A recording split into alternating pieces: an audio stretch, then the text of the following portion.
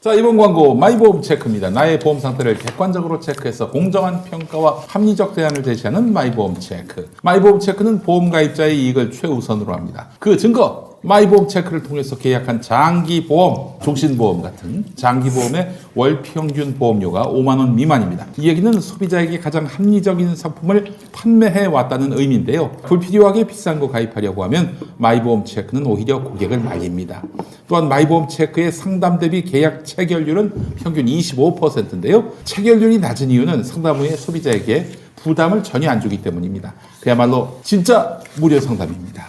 상담 후 귀찮게 연락하는 것 제로입니다. 상담은 마이보험 체크가 하지만 결정은 소비자 여러분이 선택하시면 되겠습니다. 암보험 등의 진단비 보험이나 건강보험, 어린이보험, 치아보험, 운전자보험 등 단일 보험 상품도 최적의 조건을 찾아서 가입할 수 있게 도와드리고 무엇보다도 최고의 보험 전문가들이 가입된 보험 전체에 대한 정확한 분석을 통해서 고객의 상황에 맞게 맞춤형으로 리모델링 해드립니다. 마이보험 체크에 지금 연락해서 무료 상담 받으시고 합리적인 보험 설계 받으시기 바랍니다. 나와 가족을 위한 가장 특별한 선물, 마음 든든해지는 보험으로 준비하시기 바랍니다. 마이보험 체크는 생명보험협회와 손해보험협회에 등록된 보험대리점 소속입니다. 홈페이지는 한글로 마이보험체크 영문.com 그리고 전화문의는 1800-7917입니다.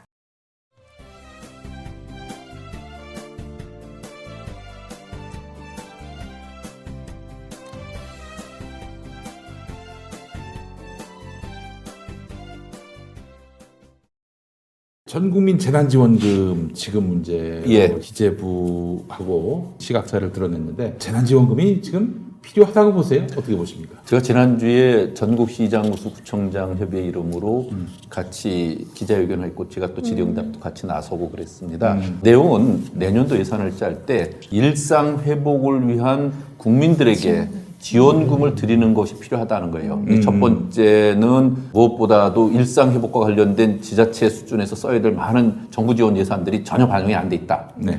두 번째는 소상공인들에 대해서 업종 제한이 돼서 지금 그 사각지대가 너무 많다. 그래서 소상공인들에게 좀 업종 제한된 많은 데를 더 찾아서 두텁게 지원하자.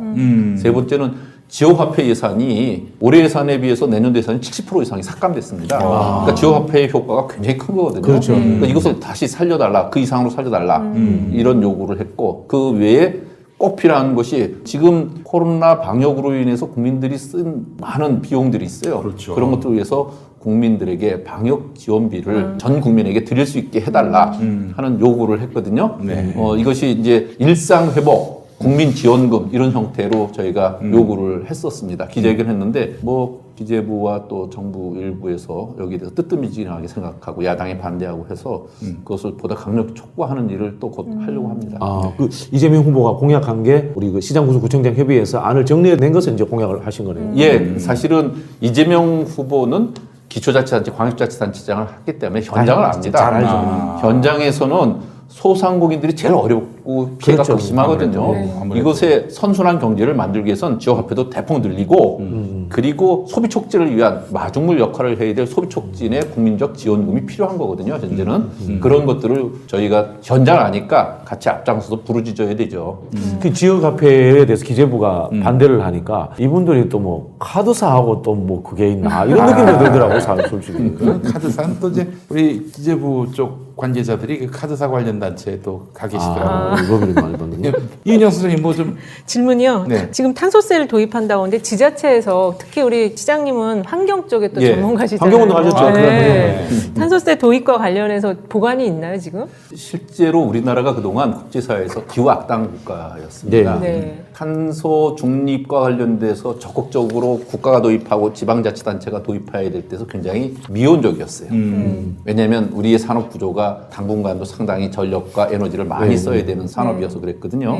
저는 이것을 환경운동으로도 해왔지만 오랫동안 또 국가의 지속가능 발전 측면에서 정책을 만들어 온 입장이었기 때문에 적극적으로 수용하는 것이 필요했다 생각했고 지방자치단체장으로서는 세계적인 기구에서 제가 한국 지방정부를 대표한 활동을 계속 해왔습니다. 그래서 지난해만 해도 저희가 가장 앞장서서 모든 지자체가 함께 기후위기 비상선언을 하고 그리고 2050년까지 우리나라 정부도 탄소 중립으로 나아가야 된다는 촉구를 했고요. 네. 그 이후에 국회가 그걸 받아서 결의안으로 채택했고 또 대통령께서도 또 탄소 중립을 국가 목표로 선언을 하기까지 이르렀잖아요. 이건 피할 수 없는 과제입니다. 네. 지금도 영국 글래스코에서 COP26차 회의 속에서도 이런 문제가 이제 본격적으로 드러나고 있지 않습니까? 그리고 글로벌 기업들은 RE100이라고 해서 네. 신재생 에너지로 부가가치를 생산하지 않은 어떠한 재화도 상품도 사지 않겠다는 거래하지 않겠다는 입장을 분명히 갖고 있거든요. 그래서 이런 것의 정책 목표를 갖추고 지금 발빠르게 우리가 준비하지 않으면 안 되는 거예요. 그래서 탄소세도 우리 지방정부에서는 이미 상당 부분 진행되고 있었습니다. 네. 전국의 40여 개 지자체들은 중앙정부, 환경부가 탄소 발생량을 정해주고 그걸 초과하게 되면 탄소세를 물리고 있어요, 이미. 그래요? 예, 그래서 탄소세 도입이라는 것은 이미 시행되고 있는 측면이었고 그것을 확대해가는 거라 이렇게 말씀드릴 수 있습니다. 수원이 우리나라 환경수도인 거 잘 모르시더라고요, 사람들이. 아, 그래요? 독일에 가면은 프라이부르크 예, 예. 자매계를 맺으셨잖아요. 이제 독일의 프라이부르크라는 데가 자기들 말로는 이제 세계의 환경 수도 이렇게 이야기하는데 아무 도시하고나 자매계를 안 맺어줘요. 그래요? 환경적으로 이게 한국은 원래 안 맺으려고 했대. 근데 이제 시장님 가셔가지고 이 시장님이 환경 정책에 대해서 워낙 열정적으로 하시니까 그렇죠. 프라이부르크 네. 시장 앞에 가면은 수원시 로고가 바닥에 딱 크게 붙어 있어요. 그래요. 네, 우리 박지현 선생님 조사 많이 하셨네요. 예. 여기 시민을 모시려고 미리 그래요. 얘기하고 오신 거 아니에요 지금? 아니. 글쎄, 요즘 원래 통화도 못 했는데. 요즘 제가 저기 학교에서 환경 강의를 지금 한 몇 달째 하고 있거든요. 예전에 어릴 때 이제 그 환경 정치학 공부를 좀 해가지고 우리 수원에 프라이부르크에서 똑같은 설계로 만든 전망대도 있고요. 네, 거리도 있고 그렇습니다. 예, 알겠습니다. 원전 문제는 어떻게 봐야 되는지 이것도 진짜 중요한 문제가 됐어요. 그 원전을 다시 어떻게 활성화시키겠다는 게 저쪽 윤모 씨의 입장인 것 같은데 이 부분은 어떻게 보세요? 지금 이제 프라이부르크 얘기했지만 프라이부르크가 전 세계적으로 유명한 환경지도가 된 이유가 그때 당시에 원전을 우린 반대하겠다. 우리 지역에 원전 놓는 거 동의하지 않는다. 대신 우리는 그만큼 책임지게 신재생 에너지를 발굴하고 확대하고 보급하는 일을 하겠다. 우리 시민들부터 하겠다. 그렇게 그 도시가 원전에 대한 입장을 정리하고 나서 완전히 바뀌게 되는 거거든요. 저는 한국 사회가 그것이 어렵지 않다고 생각합니다. 한국 사회는 목표만 분명히 하면 그 일로 달려가는 게 그렇게 어렵지 않아요. 이미 원전이 갖고 있는 세계적인 위험성은 네. 너무 극명한 건데 네. 이걸 다시 원전 정책으로 간다는 것은 굉장히 위험한 그걸 잘 일이거든요. 모르고 떠들더라고요. 예. 항상 보면은 윤석열이. 예. 위험한 사람입니다. 원전만큼 위험한 사람이에요. 그 사람이. 뭐 아는 것도 없으면 그냥 밀어붙이면 다 잘 되는 줄 이게 알고. 이제 우리가 탈원전이라고 표현을 붙이니까 그런데 이게 탈이라는 표현을 쓰니까 원전을 바로 없앤다 이렇게 오해를 하시는데 그런 게 아니잖아요. 네. 현실적으로 차근차근히 하루아침에 에너지 구조를 획기적으로 바꿀 수는 없습니다. 네. 지금 원전은 우리 전체 에너지 수급 구조에서 일정 부분을 쭉 담당하고 있습니다. 근데 이제 추가하는 원전 이것은 더 이상 어렵다는 그렇죠. 거고 그 대신 또 원전이 수명이 있기 때문에 그 그렇죠. 수명이 닿을 때는 우리가 지금 얘기하는 신재생 에너지 부분을 넓혀서 그 부분을 해결해 나가도록 하는 거거든요. 네. 수원도 지금 그 택지 공급지들이 있을 텐데요. 예. 부동산 불로소득 환수 이걸 어떻게 생각하고 계시는지랑 지금 이제 국토보유세 이재명 후보께서 내셨는데 그건 또 어떻게 아, 생각하시는지. 근데 국토보유세 문제는 이게 사실 진짜 뜨거운 쟁점이 될 수 되게 있을 사안이 아닌가 그렇습니다. 싶은데. 예, 맞아요. 그걸로 사실 또 기본소득 하겠다는 그렇죠. 거 아니에요? 기본소득 재원으로 이재명 삼겠다는 후보 건데. 얘기는. 네. 이 정책의 디테일이 앞으로 많이 이제 검토돼야 되겠죠. 근데 저는 이제 우리나라 부동산 문제가 참 악순환 구조에 지금 깊이 빠져 있어서 누구 하나도 한꺼번에 해결하기가 참 어려운 구조라고 생각합니다. 그리고 주택 문제가 세대 간의 문제까지 다 겹쳐져 있거든요. 네. 지금 우리나라가 가장 아쉬운 것은 수도권에 주택 공급 정책이 아니면 대안이 없는 것처럼 이렇게 이해되고 있는 게 참 걱정입니다.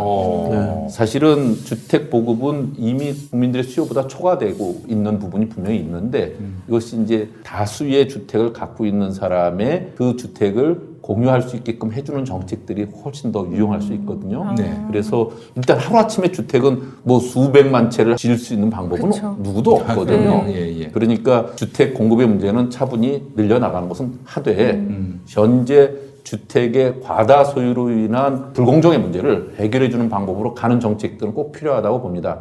그것이 지자체 장으로서는 할 수 있는 게 너무 제한적이었어요. 근데 이제 국가 전체의 운영 측면에서 보면 그렇게 쓸 수 있는 수단의 방법들이 여러 개가 있는데 지금 말씀하신 것들이 이제 그런 정책의 하나라고 할 수 있죠.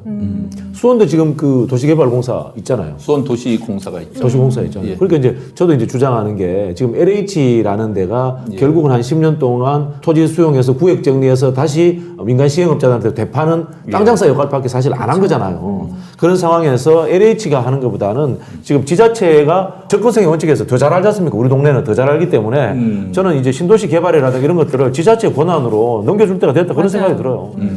제가 여러 차례 얘기해도 전혀 개선 안 되는 것들이 있습니다. 이를테면 지자체 소유의 부지는 중앙정부가 필요하면 거저 다 써요. 근데 중앙정부의 땅, 국유지라고 할 수 있는 네. 공유지라고 할 수 있는 상당히 유용한 땅들은 지자체가 어떤 경우에 써도 다 일종의 임대료를 내게 돼 있습니다. 그래요? 너무한데? 아, 그 몰랐죠. 몰랐어요. 황정부예요. 네. 이거 너무 안 그런데 되는. 국유지 중에 상당 부분 우리가 유용하게 쓸 수 있는 땅 그리고 또 사실은 이제 그런데 보면 우리가 한꺼번에 수십만 채 아니면 수만 채씩 들어가 있는 대도시만 필요한 게 아니라 네. 지자체로서는 부분에 상당히 현명하게 유용하게 대처할 수 있는 주택 공급 정책들을 지자체하고 함께 협의하면 좋은데 하루아침에 중앙정부 다 기획해서 기재부에서 기획해서 그 수량을 지구 지정을 하고 떨어뜨리는 그렇죠. 거예요. 그렇게 돼서 신도시들이 만들어질 때마다 신도시 만들면요. 신도시 만드는 거에 따라서 부동산 가격이 또 오르고요. 그렇죠. 또 신도시가 들어가면 또 주민들이 다 뭘 맞아요. 하냐면 기간철도망 해달라고 막 맞아요. 아우성해요. 또 그럼 전철 끌어오면 그것 때문에 또 올라가고요. 계속 개발 호재만 중앙정부가 부추겨주는 격입니다. 그래서 맞아요. 신도시 정책들이 중앙정부가 일방적으로 계속 발표하고 공급 정책으로 가는 것 자체는 그것이 현명한 부동산 대책이라고 하기 어렵습니다. 우리나라 그 신도시들 보면요. 타원형이라든가 방사형으로 해서 자기 중심적인 계획이 잡혀 있는 게 아니고 단선으로 서울로만 다 연결돼 있어. 그렇지. 그런 식으로 이 중앙정부가 해가지고 위성도시 개념으로만 만들어 보니까 도시의 자생력이라든가 또는 도시 기반 시설에 대한 비용 이런 게 엄청나게 더 들어가는 거거든요. 이거 빨리 진짜 공간 개발에 대한 그 자율권을 지자체에 빨리 줘야 됩니다. 박진영 선생님이 국가 균형 발전에 있어서 저런 얘기를 하시고 있어요. 아니 실제로 용인을 살면요. 용인은요. 용인 내에 이동이 어려워요. 땅 개발의 대명사. 아니 용인 저기 수지하고 저기 저 진천 쪽 가까운데 네. 원산까지 뭐 구성. 이거는 남사죠. 고속도로 타고 가야 돼요. 그 지금 말씀하신 것처럼 그래서 주택만 공급하고 서울로 연결되는 교통만으로만 해결될 수 있는 정책은 절대 더 이상 유용하지 않다. 직주 개념으로 그럼요. 그렇죠. 예, 맞아요. 거기에 주택 들어가면 산업 기반 시설 같이 넣어서 그 안에서 생활이 되도록 해야지 서울 일극 중심으로 가지 않을 수 있는 방법들을 수도권 안에서도 고민해야 돼요. 그렇죠. 맞습니다. 최근에 그 여론조사 결과를 보면은 정권 교체 요구가 높습니다. 예. 그리고 양자 대결 여론조사를 보면은 윤석열이 앞서고 있는 양상인데 세 번의 선거를 승리로 이끄신 우리 선거 전략가인 연태영 시장님 보시기에는 예. 현재 상황은 어떻게 진단이 되세요? 제가 4번 도전해서 첫 번째 떨어지고 3번 연속해서 된 한번 거거든요. 떨어져야 한번 많이 떨어져야 승리할 수 있죠. 한 번에 되면은 전략가가 될 수가 없어요. 예. 여론조사 결과는 추세를 보는 거지 지금 시점에서 유리하다 불리하다 하는 건 별 의미가 없다고 봅니다. 그렇습니다. 예. 아직 갈 길이 멀죠. 대선일로 보면 아직도 113일이나 남았습니다. 4개월 가까이 남아있는 예. 건데 한국의 일은 하루 전에도 뒤집어지는 일이 수두개 있거든요. 그래서 저는 지금으로서는 유불리보다도 어떻게 후보 전략을 잘 할 것인가를 고민하는 게 더욱 중요하다 하는 생각을 하고요. 국힘의 전략이라고 하는 것은 소위 이제 농성하는 진지전 이렇게 얘기할 수 있거든요. 아, 예. 농성하는 함량이 진지전. 떨어지는 장수를 숨기고 성 안에서 정권 교체만을 계속 외치면 돼요. 그렇죠. 그래서 맞는데요? 그 성 안에서 농성만 계속 이어가서 버티면 이길 수 있다 하는 생각을 하는 거죠. 그들이 전략이 틀렸다고 생각하지 않습니다. 아, 이 굉장히 신박한 그러네요. 분석이세요. 네. 예. 그것은 정권 교체 요구가 높을 때는 우리가 방어 위치가 아니라 우리 공격의 위치로 바뀌어야 됩니다. 야, 그러네. 그것도 공격이라는 것이 우리가 기습도 할 수 있고 뭐 장기전도 할 수 있어야 되는데 네. 지금은 공격도 시점이 정해져 있어야 해. 그러니까 공격하는 사람도 그렇게 유리하지 못한 공격을 할 수밖에 없잖아요. 그런데 우리는 또 이재명이라고 하는 뛰어난 장수가 있으니까 이제 공격을 하고 진지전에 추측되어 있는 것을 전장으로 끌어내는 것이 네. 필요하다 하는 것이거든요. 그 끌어내는 전략이 저는 2030 세대에 대한 전략이라고 생각을 해요. 그래요. 여론조사를 보더라도 2030은 우리가 전체적으로 민주당에게 많이 등을 돌렸다고 하는 얘기를 하지 그렇죠. 않습니까? 네네. 근데 이제 앞으로 이들을 잘 끌어들이면 이분들이 스윙 보터가 되는 상황은 확실하거든요. 네. 그래서 이들에게 화력을 이재명이 아니라 저쪽에서는 이제 문재인 정부를 공격하는 걸 자꾸만 하고 그쵸. 있는데 네. 이재명 표가 그동안 쭉 해온 전략이라는 것, 이재명 표 정책이라는 것이 청년 정책에 대부분이 크게 있었거든요. 이것들의 효용성을 자꾸만 부각시키고 앞으로 문재인 정부의 공가라고 할 수 있는 부동산 정책이 있지만 네. 한편으로는 초심으로 돌아가서 청년층에 대한 소구력을 높이는 정책들로 계속적으로 우리가 정책 대안을 내세우면 분명히 스윙보터들의 2030을 다시 우리한테 돌릴 수 있다 이렇게 보고요. 특히 2대남이라고 하는 거 네. 이것은 이제 50대 부모의 계급이 20대 자녀에게도 계속 대물림된다는 거 아니겠어요? 예, 예. 네. 그래서 저는 노동자 아들은 노동자가 되고 사장 아들은 사장이 되는 거 이런 거거든요. 그래서 저는 이렇게 2대남의 문제를 계급적으로 보는 것을 우리로서는 보다 디테일한 정책으로 만들어서 세밀한 정책으로 이렇게 이들이 생각하는 불공정하다고 하는 거, 불공정 이전에 자기들은 기회조차 없다고 하는 거, 그쵸. 이것에 대해서 지역별로 조건별로 세분화해서 각각의 기회를 세세하게 제공하는 정책을 우리가 만들면 충분히 2030에게도 우리가 어필할 수 있다. 왜냐하면 우리는 진정성이 있거든요. 그렇죠. 네. 우리는 감춘 게 없잖아요. 네. 그리고 정권 교체만 그냥 MOC처럼 되뇌 있는 게 아니라 우리는 끊임없이 문제 해결을 하려고 위한 노력을 하잖아요. 네. 그렇죠. 그런 세부 정책을 지자체에서 만들 수가 있는 건가요? 저는 많이 나왔다고 생각해요. 아, 지자체에서 많이 많이 그러면 나오면 나왔다. 그런데 그런 것들을 전국화시키는 것들이 필요하고 예. 거기에 대한 신뢰를 주게 하는 게 필요하죠. 사실 이제 이재명 후보는 과거에 이제 성남시장 하셨잖아요. 같이 예. 이제 수원시장 같이 당선되셨잖아요. 2010년도에. 그래서 솔직히 좀 그 당시 경쟁심도 있으셨잖아요. 근데 지금 이제 대통령 후보까지 됐는데 우리 시장님께서도 정치적 미래나 이런 거에 대해 구상하시면서 그런 좀 어떤 경쟁의식 이런 것 좀 많이 의식하셨죠? 여러분들이 대표적으로 아는 게 깃발 더비, 시장 더비입니다. 수원 FC하고 성남 FC 아, 그러네요. 경쟁을 한두 개 한 게 아니에요, 사실은. 옛날에 제가 기억나요. 황의조가 성남 있었어. 예.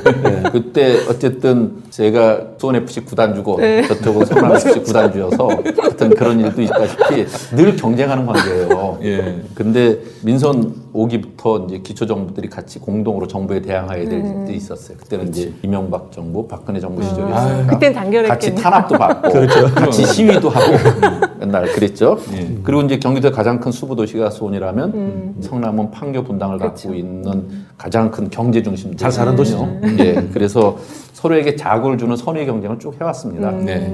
근데 이제 이재명 지금 후보는 성남시장부터 문제 해결을 분명히 부각시켜서 해결을 하려는 스타일이라면 저는 문제를 본질적으로 실질적으로 해결하는 쪽으로 나가되 그것은 외부로 드러나는지는 그렇게 크지 않았던 이런 것이었기 때문에 저는 각각의 특징이 있는데 결국 그래도 이재명 후보의 도전 정신이 기초자치단체장 신부님이면서 지난번에 대선을 도전했잖아요. 네. 한국 정치사에 새로운 파열음을 일으킨 거 아니에요. 새로운 문법을 쓴 거 예, 아니겠어요? 예. 이제 그런 정도의 도전 정신과 또 지금까지 위계 질서로 잡혀 있던 것을 깨고 나왔다는 그렇죠. 측면에서 역시 난 사람이다.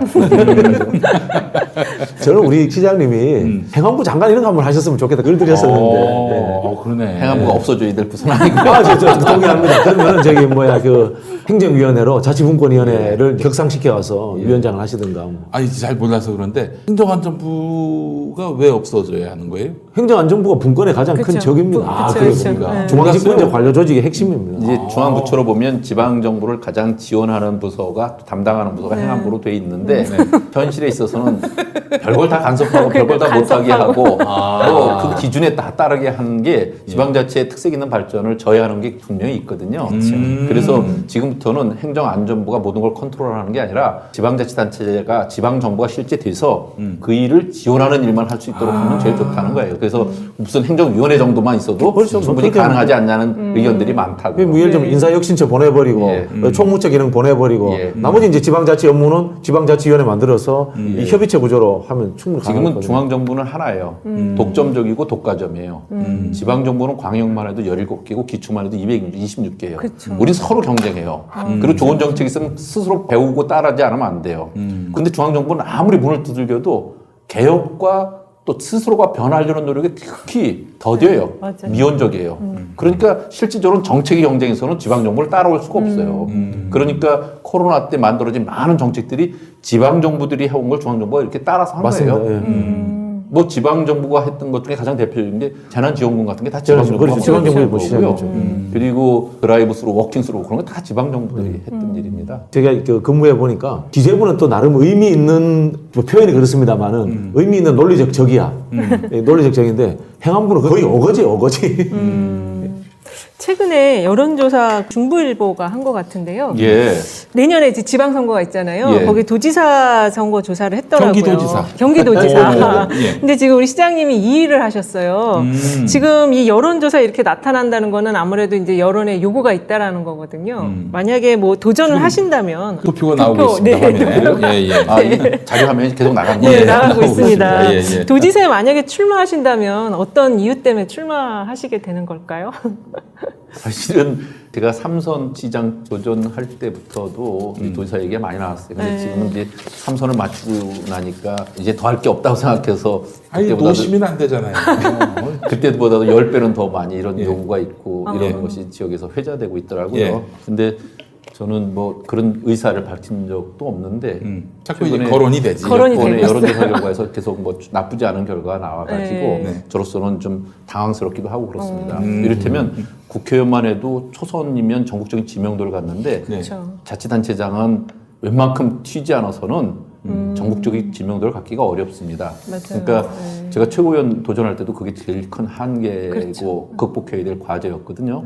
이재명 후보는 뭐 끊임없이 이제 PR을 드러내는 하고 거죠. 또 PR하지 않더라도 막 투쟁을 하다 보니까 예. 그 이름이 계속 거론이 되는데 최초의 기초단체장 출신 최고위원이세요. 맞아요. 그렇죠. 그 처음에 몇 번 도전했는데 안 세 번 만에 됐어요. 이제 맞아요. 인천 쪽에도 어떤 분이 도전했다고. 인천에 이제 옛날에 박우석 박우석. 부총장님, 그렇지. 그다음에 예. 황명성 논산시장님 두 분 다 안 되고 이제 세 염태영 번째로. 시장님 되신 근데 그때도 제일 큰 어려움이 이 대의원표는 돼도 일반 일반, 당원과 그치. 국민 여론조사에서 워낙 인지도를 확보할 방법이 없어서 안 되는 거거든요. 네. 근데 그때도 제가 중간 정도를 해서 최고위원 2위로 됐지만 경기도만 해도 31개 시군이고 수원 인구가 125만이라도 130만이 넘는 경기도 소득은 10분의 1밖에 안 되거든요. 그래서 제 지명도가 얼마큼 통할까 싶었는데도 어쨌든 나쁘지 않은 결과가 나오니까 그 요구가 더 강하게 다가왔다고 할 수 있고요.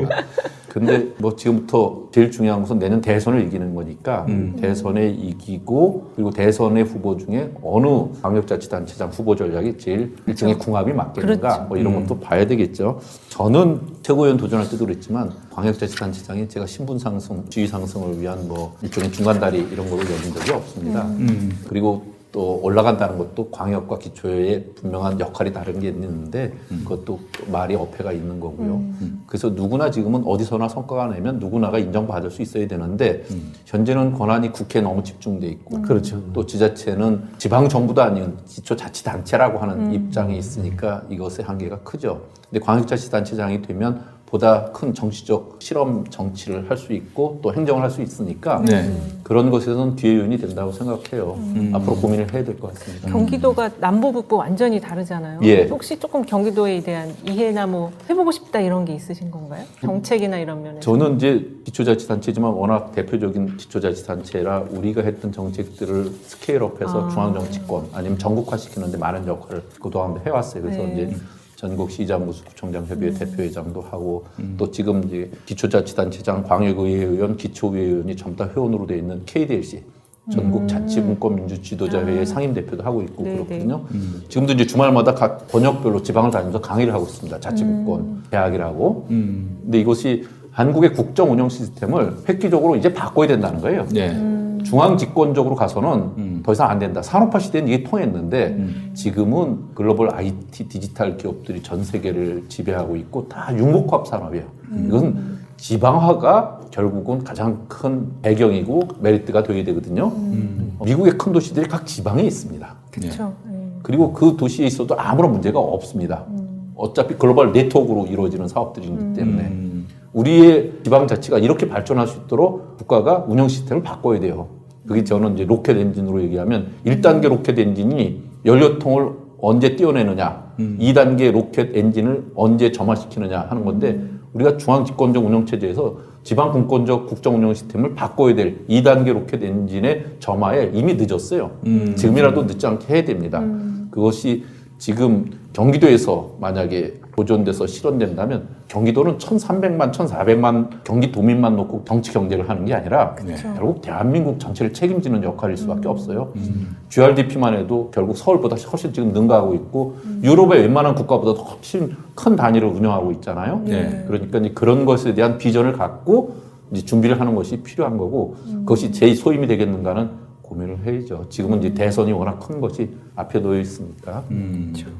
아니, 대선과 지방선거는 따로 갈 수가 없어요. 그렇죠. 네. 같이 가야 될 맞아요. 문제이기 때문에 그래서 저희가 또 여쭤볼 수밖에 지방 없습니다. 정부들 공약을 모아가지고 예. 이재명 후보한테 주시고 시장님 공약이라 하세요.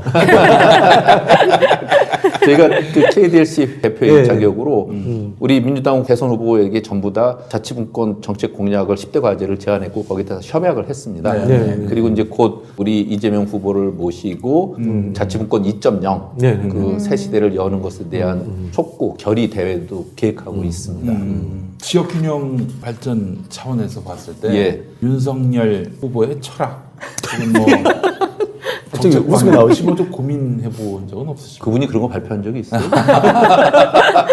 그 비슷한 그분의 정책은 전부 다 미스테리고 지금 다 안개 속에 있는 거예요.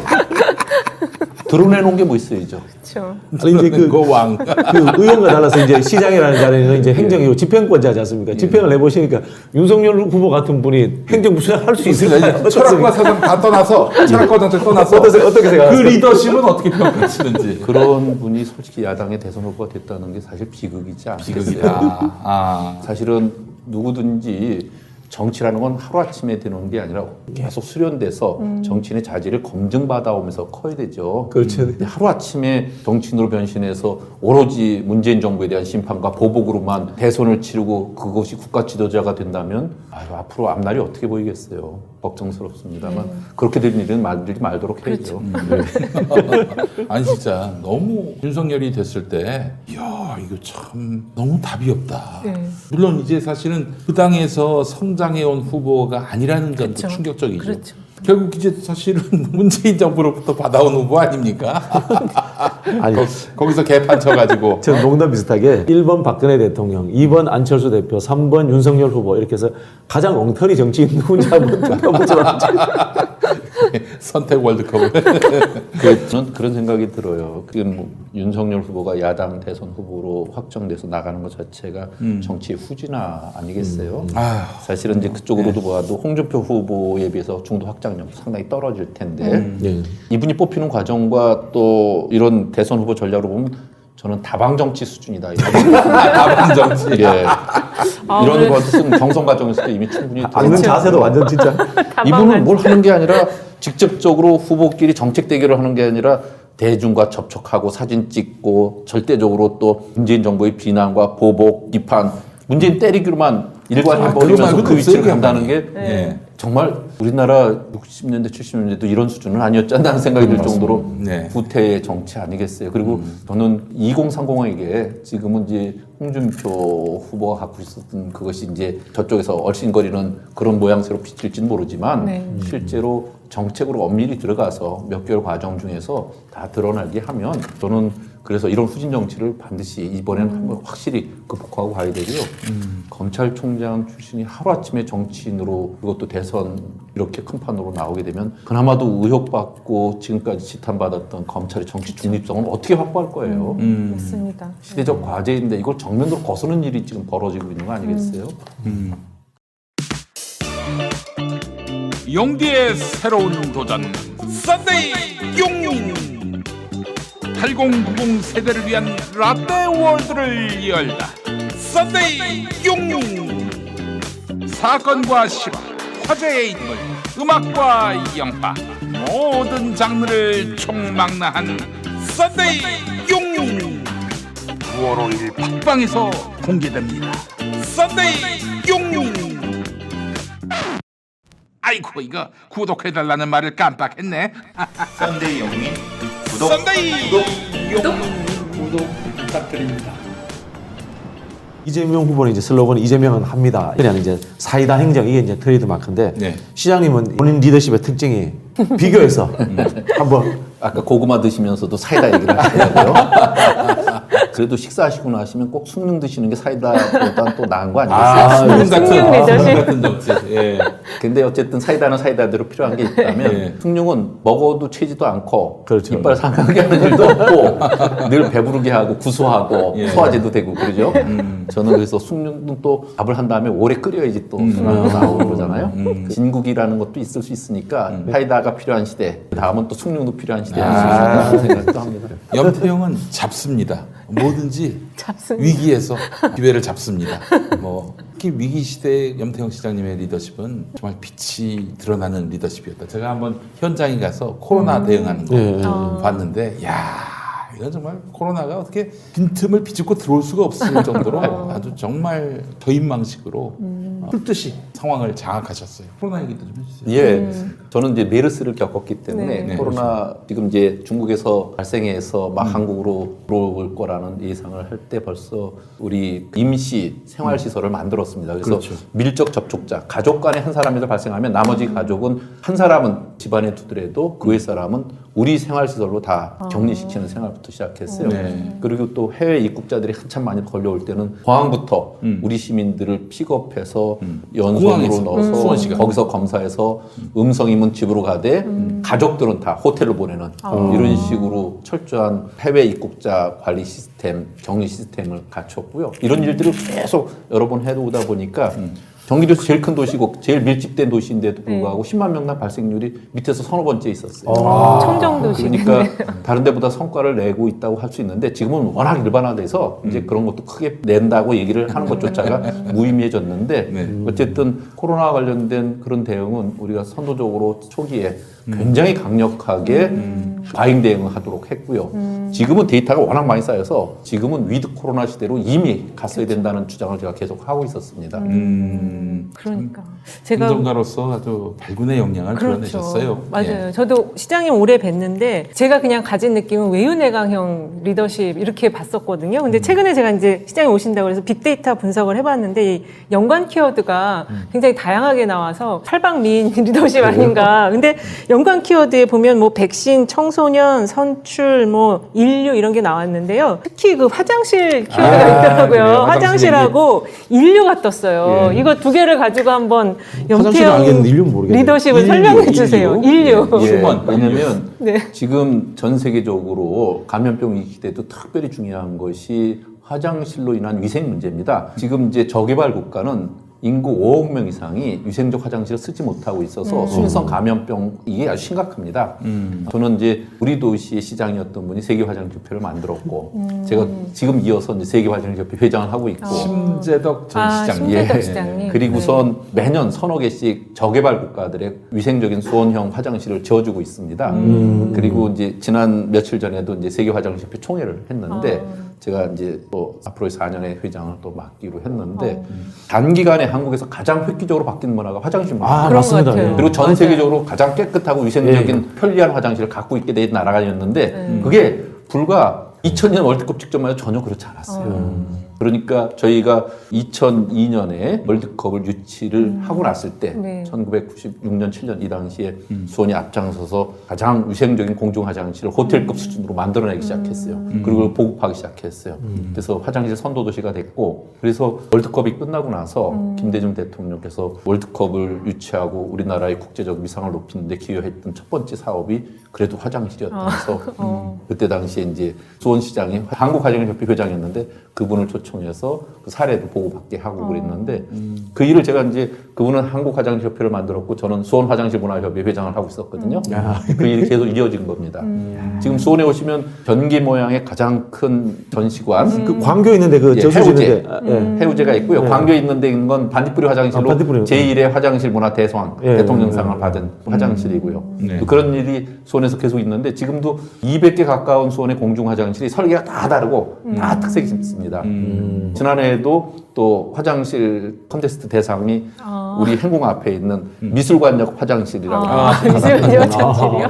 네, 와보시면 압니다. 그 휴게소 화장실은 진짜 완전히 바뀐 것 예, 같아요. 그 이전에는 좀 안 좋았었어요. 편이었었습니다. 맞아요. 그래서 저기 전철 타고 가서 똥 싸는 사람도 있어요. 그 저희 같은 이제 이 네. 과민성 대장 증상인들에게 근데 지금 또 하나 우리가 어제도 이제 일부 방송에서 나왔는데 화장실로 인한 질병이 생기는 게 예, 지금 예, 예, 많았어요. 예. 화장실 감염 이야기를 하더라고요. 그 왜냐하면 학습지 교사 같은 분들도 여러 집을 방문하는데 그 방문하는 집에서 화장실 가는 걸 꺼려한대요. 그래서 그걸 참는다는 거예요. 그래서 음료수를 하나 주더라도 안 마신다는 거예요. 화장실 가게 되는 게 걱정이 돼서. 그러다 보니까 방광염이라든지 이런 그 일종의 산업재해 같은 것들이 생겨가지고 특히 요리하시는 조리사분들 이런 분들도 화장실 가는 게 그렇게 어려운 모양이에요. 그럴 수 단계가. 있겠네요. 그래서 질병이 또 새로운 직업군의 산업재해네. 예. 산업재해라는 것이 생겼는데 그게 화장실 병이에요. 저희도 그렇습니다. 예. 방송하다 보면 못 가가지고.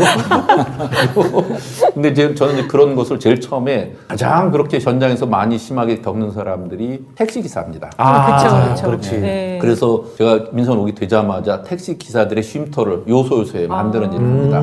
거기서는 택시 기사들이 쉬고 공중 화장실 쓰고 거기서 차 한잔 하고 그럴 수 있는 데를 만든 것이 전국화됐죠 지금은.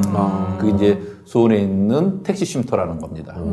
맞아요. 진짜 택시 기사님들 못 쉬시더라고요. 예, 저는 이제 그런 식의 소외된 데에 대한 그 정책들을 많이 만드는데 이를테면 우리 환경미화원들 청소하시는 이런 분들이 말이죠 식사할 때도 없습니다. 청소하다 화장실에서 때도 식사하고 없습니다. 그러잖아요. 맞아요. 그래서 제가 공공건축물 또 공동주택 이런 거 질 땐 우리가 제일 먼저 규정에 반드시 휴게시설을 놓도록 하게 했는데 그것이 이제 그 이후에 국가가 벤치마크 그렇죠. 한 것이 이제 법제화까지 됐는데 그게 우리 시가 먼저 한 일들이에요.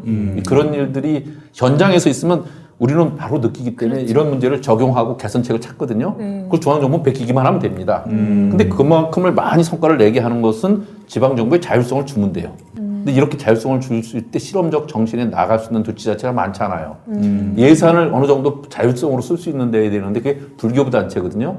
그게 예전에는 이제 경기도에만 6개 있었는데 수원, 성남, 용인, 화성, 고양, 과천 뭐 그랬었거든요. 지금은 이제 하남 같은 데가 또 들어가고 하남도 불교부 단체요? 예, 이제 들어가고 그랬는데 세수 많구나. 이천 하남 같은 데가 새로운 이제 산업군들과 이제 이천에 하이닉스 들어오면서 그렇게 됐구나. 예, 그 부동산 가치가 좀 높아지고 그래서 그렇게 됐는데 사실 재정 자립도가 좀 자율적으로 높아지게 하고 포괄적으로 예산을 쓰게 하면 지자체들이 무수히 만들어낼 정책들이 많습니다. 지금도 어려운 교부단체 수준에서도 선도적인 정책들을 만드는 지자체가 굉장히 많습니다. 이것을 중앙정부는 권한만 나눠주고 재원만 다 쥐고 있지 말고 자율적으로 그것을 쓰게 하면 훨씬 경쟁력이 높아지는 나라를 만들 수 있는 거예요. 그 간단한 원리를 중앙정부가 안 변하고 있는 겁니다. 네. 변하죠. 아유 정말 네, 참. 많이 배우고 가네요. 오늘. 아니, 수원시는 이거 갖고 한번 지방행정에 교본 아니 우리 수원시를 라이브 투어 한번 하세요. 정책 현장을. 수없이 많이 했어요. 그렇습니다. 네, 정말 좋은 도시예요. 네. 살고 싶은 왜 도시. 저를 안 데려갑니까? 네? 저를 데려가야지. 재밌게 설명해 몇년 줄 전에 거예요. 해가지고 한 번 더 하시죠. 그 사이에 또 더 많이 발전을 했고. 예, 또- 그러니까 1년 만에 부르지 마시고요. 네. 한 1, 2개월마다 한 번. 알겠습니다. 아유, 시장님 자주 모시고 우리 또 더 나은 세상에 대한 꿈을 한번 그려보도록 하겠습니다. 시장님 많은 분들이 지지해 주셨고요. 예. 또 특히 수원 시민들은 12년 동안 그러게요. 염태영이라는 정치인은 행정가한테 맡겼습니다. 그래서 아주 발군의 실적을 내셨는데 우리 지지자분들 또 시민 여러분들께 한 말씀 해주신다면. 예, 저는 이제 우리 시민만 믿고 선도적으로 도입한 정책들이 많은데 네. 대부분 그 시민 정신들이 이런 선도적인 정책에 대해서 정말 적극적으로 수용하시고 또 앞서서 같이 도전해 주셨어요. 저는 우선 위대한 시민이 위대한 역사를 창조한다는 신념 갖고 해온 일이거든요. 이를테면 수원은 유네스코 세계문화유산이지만 다 개방했습니다. 언제든지 시민이 다 들어갈 수 있어요. 폐쇄해 놓지 않았습니다. 상수원 저수지에 그 안쪽에 길을 내더라도 저는 시민들은 이 상수원을 지킬 거라는 믿음을 갖고 했습니다. 근데 다 그 이상으로 시민들이 협조해 주셨습니다. 시민 정신이 그만큼 이제 높아졌다고 보고요. 시민 정신을 믿고 중앙정부나 지방정부가 함께 새로운 정책에 대해서 그리고 변화에 대해서 두려워하지 말고 담대히 나서는 것이 필요하다. 그것이 시대정신이다 하는 생각을 합니다. 그런 관점에서 그런 시대정신에 합당한 대선 후보를 꼭 결정해주는 그런 이번 대선이 되기를 소망합니다. 네. 경기도지사 나가실지 말지 언제 결정하십니까? 다음번에는 그래도 한 번 더 텀을 주시고 불러주시면 그때 제가 얘기해야 될 것 같아요. 알겠습니다. 대선까지는 일단 민주당 후보 당선을 위해서 애쓰시겠다 이런 얘기군요. 예, 근데 저는 이제 자치단체장이라 대선 후보가 결정되기 전에 나간다면 후보사 이제 지금 아, 공직 그러네요. 상태를 해야 돼요. 그러네요. 그렇죠. 예, 예. 그러니까 저로서는 이제 고민이 깊을 수밖에 없고요. 그러네요. 지금 다음에 또 시작하신다면 그럴 그렇죠. 필요가 없는데 네. 만약에 다음에 경기도지사를 그렇죠. 나가신다면은 90일 전인가요? 예. 90일 전이면은 선거가 12월 6월 초니까 아, 3월 3월쯤. 초에는 예. 결정하셔야 되겠네. 대선 전에 제 입장은 다 정리를 할 겁니다. 대선 전에 나오시는 게 맞죠. 알겠습니다. 아유, 참, 12년 멋진 행정 너무 감사하고요. 옆에 도시에 사는 사람이긴 하지만은 영향을 많이 받았습니다. 아유, 고맙습니다. 사실 저 바로 그 투원 광교에서 옆에 사는. 저도 옆에 살아요. 옆에 살아요. 좋은 영향 많이 자주 받았습니다. 건너오세요. 예, 알겠습니다. 수원에서 많이 소비합니다. 예, 예. 자, 우리 염태영 시장님과 함께 오늘 정치시생쇼 이야기 나눠봤습니다. 아, 역시 선거를 여러 번 해보시니까 한눈에 다 보이시네요. 아유. 한마디만 더 여쭙겠습니다. 이번 대선 누가 이깁니까? 당연히 민주당이죠. 알겠습니다. 그건 뭐 그냥 희망이 아니라 객관적으로 보시기에. 저는 그것이 역사의 필연이 돼야 된다는 생각을 합니다. 알겠습니다. 자, 오늘 염태영 시장님과 함께했습니다. 우리 박진영 교수님, 이은영 소장님 수고하셨고요. 시장님 감사합니다. 예, 자주 뵙기를 소망하면서 감사합니다. 네, 감사합니다. 다음 주에 뵙겠습니다. 감사합니다. 길